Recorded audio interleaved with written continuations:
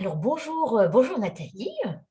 Bonjour Peggy. Donc aujourd'hui, on est ensemble pour parler de ton nouvel épanouissement professionnel. Oui, Alors on s'était rencontrés, ou du moins, ton mari avait pris connaissance avec moi, avait pris connaissance avec moi en décembre 2020, oui, voilà, et on a fait l'accompagnement à partir de janvier 2021, donc il y a un an, un peu plus même. c'est ça, un petit peu plus Alors, d'un que an. s'est-il Mm. passé? Pourquoi tu es venu vers moi? Et puis, là, on va parler de ton évolution. Je t'écoute. Vas-y. Maintenant 20 ans que je suis prof des écoles. Je le suis encore, voilà, on va revenir là-dessus, encore un petit peu. Et en décembre 2020, je me suis un petit peu affolée, on va dire, parce que je sentais que là, il fallait faire quelque chose, il fallait que je me reconvertisse, il fallait que je trouve une échappatoire, on va dire. Ça devenait douloureux pour moi d'enseigner. J'avais eu une expérience très difficile à la sortie de mon congé maternité. J'ai eu un petit garçon en mars 2018, pardon. Et quand j'ai repris en septembre, j'ai eu une classe dans laquelle il y avait un enfant violent physiquement et violent verbalement. Ça a été une année scolaire très, très, très compliquée qui s'est terminée par un accident du travail lors d'une grosse crise de cet élève. Et voilà, j'ai pas pu reprendre jusqu'en septembre. Quand j'ai repris en septembre 2019, j'ai repris à temps partiel parce que mon petit garçon avait moins de 3 ans. Et ça a été un vrai souffle. Je me suis rendu compte que voilà, ça me faisait énormément de bien de réduire mon temps de travail dans l'éducation nationale. L'année suivante, j'ai enchaîné encore à temps partiel. Et voilà, en décembre 2020, je me suis dit, là là, mon petit garçon va avoir 3 ans en 2021 et je n'aurai plus ce temps partiel et je ne me sentais pas du tout capable de reprendre à temps plein. Voilà. Et sur les réseaux sociaux, j'ai entendu parler de toi, Peggy, de ce bilan de potentiel que tu proposais. Et je me suis dit que c'est ce dont j'avais besoin. J'ai soufflé l'idée à mon conjoint. On approchait de Noël, donc j'ai eu un bilan de potentiel Ok. à Noël en cadeau. Voilà. Et donc, on s'est contacté après les fêtes, en janvier. Je t'ai contacté, on a fait ce bilan ensemble. C'était une expérience super sympa. Moi, j'ai adoré les différentes phases du bilan. Et quel était ton objectif en faisant appel à moi pour faire ce bilan? L'objectif, c'était, comme je te le disais avant, de trouver une échappatoire, hein, d'arriver à sortir de l'éducation nationale et puis à m'épanouir parce que voilà, j'étais pas bien. J'étais Voilà, pas bien. retrouver l'épanouissement professionnel. Voilà. Oui, ouais,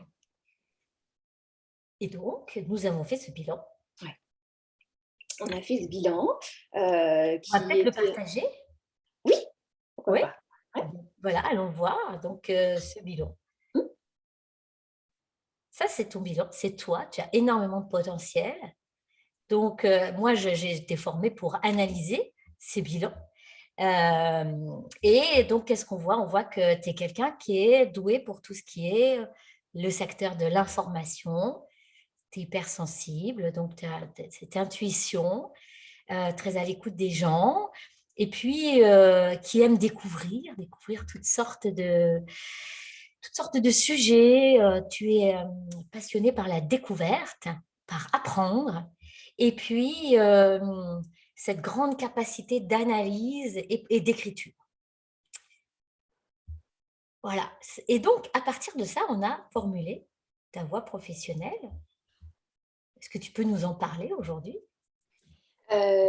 Oui, alors dans un premier temps, toi, tu avais des pistes de métiers qui correspondaient à mes potentiels, justement. Et c'est toi qui m'as parlé de la rédaction web, que je ne connaissais absolument pas. Voilà, j'ai entendu, effectivement, ça correspondait à mes potentiels, j'ai entendu, mais je me souviens dans un premier temps avoir laissé de côté. Et puis bref, au fur et à mesure des séances, il fallait que je précise mon projet. Et un jour où vraiment je me disais, mais non, mais qu'est-ce que je vais faire de tout ça? Cela dit, au départ, tu avais dit que tu avais une idée folle, ce serait d'être auteur de romans. Mais Ah pourquoi oui, c'était une idée folle? mais c'était une idée folle parce que je suppose que on est nombreux à se dire, tiens, et si j'écrivais un livre? Mais on passe pas forcément à l'acte et puis on n'a sûrement pas tous les capacités. Enfin bref, oui, je l'ai qualifié d'idée folle. Et voilà. Et donc, je suis revenue à la rédaction web dans mes recherches et en lisant tout ce que je trouvais, je me suis dit, mais oui, ça me correspond, c'est ce qu'il me faut. Et au final, j'étais persuadée que c'était ma voie professionnelle. Voilà, on avait écrit: «J'aide les gens à formuler correctement leurs ressentis, une description, un besoin, leurs pensées». On n'était pas encore très précis, sur Non, des domaines variés, non. sur des domaines où j'ai vu sur quoi j'écris en utilisant mes compétences rédactionnelles et mon potentiel d'écoute, d'observation et de découverte en restant fidèle à la réalité et en accord avec mes valeurs. Puis on avait même rajouté: «Je pourrais accompagner mes textes par des photos que je prends moi-même». Donc est-ce que tu accompagnes tes textes de photos aujourd'hui? Oui, ça m'est arrivé. Oui, oui. J'ai écrit un article de blog sur la ville de Bourges, qui est non loin de là où j'habite. Et du coup, j'ai pu l'illustrer par des photos personnelles. Il a fallu que je cherche dans mes archives de quoi faire. Ouais, c'était très, très sympa. Et alors, est-ce que tu peux nous en dire un petit peu plus sur ce que tu fais aujourd'hui? Donc aujourd'hui, je suis rédactrice web SEO à temps partiel. J'ai obtenu un temps partiel de l'éducation nationale, un temps partiel pour création d'entreprise. Donc c'est mon activité depuis septembre 2021. Voilà. Je travaille le lundi et le mardi dans mon école et le jeudi, vendredi, même le mercredi, jeudi et vendredi, je peux me consacrer à mon activité d'entrepreneur. Je suis devenue entrepreneur. Voilà. Et alors, qu'est-ce que c'est SEO? Parce que tout le monde ne sait pas.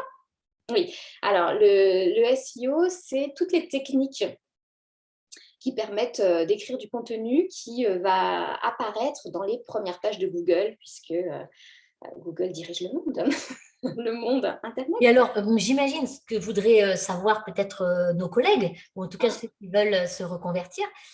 Est-ce que tu en vis? Parce que c'est quand même la base, hein. Et comment tu trouves tes clients? Enfin, comment ça se passe?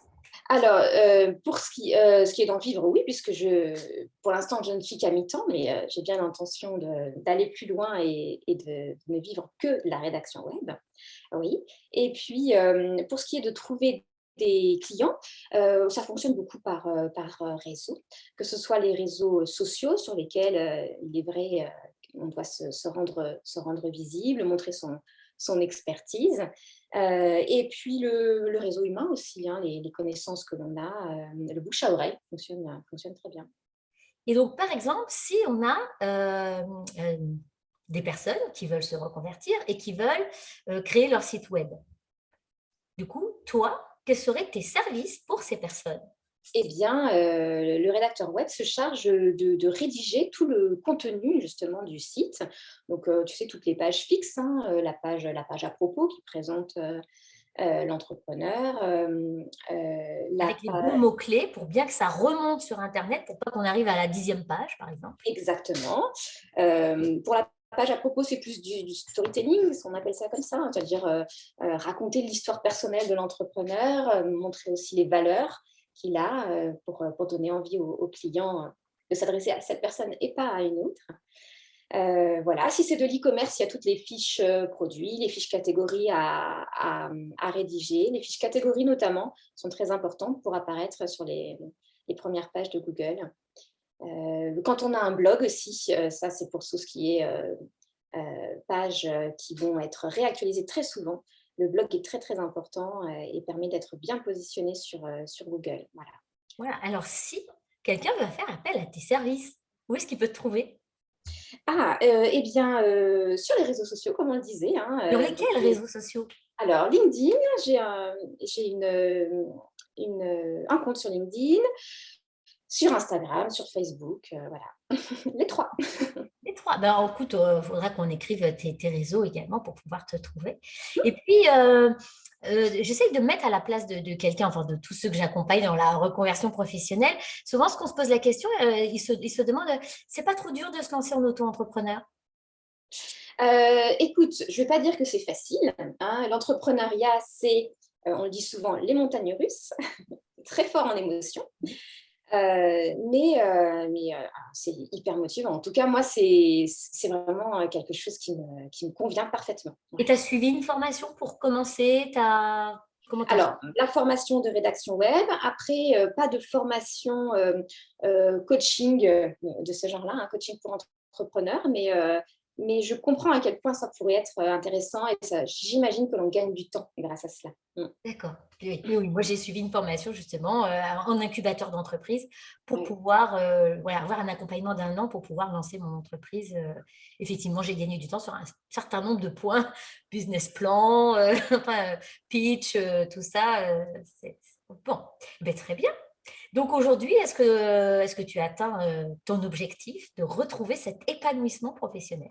Ah oui, oui, oui, ouais, je suis ravie et euh, je, je suis même étonnée que ce soit allé si vite. Voilà, tu vois, ça fait 1 an là que je commençais la formation. Il y a 1 an, je commençais la formation et j'ai eu des résultats très très rapides. Donc, ouais, c'est Et ce que souvent, je les fais. enseignants se disent, oui, mais les entreprises privées ne sont pas intéressées par nos compétences. Est-ce que toi, tu dirais ça? Oui, enfin, c'est ce que je me disais en tout cas, mais ce n'est pas le cas. Oui, oui. On doute énormément de nos compétences, nous, profs. Enfin, je le vois en discutant, hein, c'est l'expérience qui parle. On a vraiment l'impression qu'on ne sait rien faire d'autre, Mais on on a sait ces faire plein de fameux choses. soft skills qui, qui ont une importance capitale. Ouais. On Ouais. sait faire plein, plein de choses. Quand Mm. on sort de l'éducation nationale, on n'en a juste pas conscience. Ça, ouais. Et le bilan de potentiel aide à prendre conscience de tout ça. Et comme tu as dit au début, tu as dit, moi, j'avais trouvé des pistes en lisant, parce que moi, j'ai l'habitude de lire le bilan. Mm, Donc, je sais, je vois des choses qui apparaissent, mm, mais je ne peux pas faire à la place de l'autre. Donc, je fais des suggestions. Et puis après, je sème des petites graines, puis exactement. et après, à la personne de le cultiver. C'est ça? Ouais, Bon, c'est exactement ce qui s'est passé. Mm. as-tu autre chose à ajouter? Non, écoute, je suis ravie de l'expérience que j'ai connue grâce à toi. Je te remercie encore, même si j'ai eu l'occasion de le faire à de multiples reprises. Et puis voilà, un petit message pour les gens qui hésiteraient encore à suivre mon chemin, hein. Voilà. Vraiment, vous pouvez faire confiance à Peggy. C'est une personne très, très intéressante, formidable, sur laquelle on peut s'appuyer. On a besoin d'aide, donc allez-y. Ah bah merci, je prends, je prends, je prends. Mais ça fait du bien, évidemment, parce que quand on est dans l'éducation nationale, est-ce qu'on reçoit beaucoup cette reconnaissance? Et non, tu le sais bien, hein. Voilà. Donc, après, quand on sort du système, eh ben, on se rend compte qu'on peut recevoir beaucoup de reconnaissance. Oui. Ceux qu'on accompagne, soit par nos mots, soit par notre coaching, enfin, de différentes façons. Et c'est ce que dit aussi Élise, que j'ai interviewée Ouais, dernièrement. On revit, en fait. ouais. Donc, ben, merci. Merci beaucoup, À toi. Nathalie.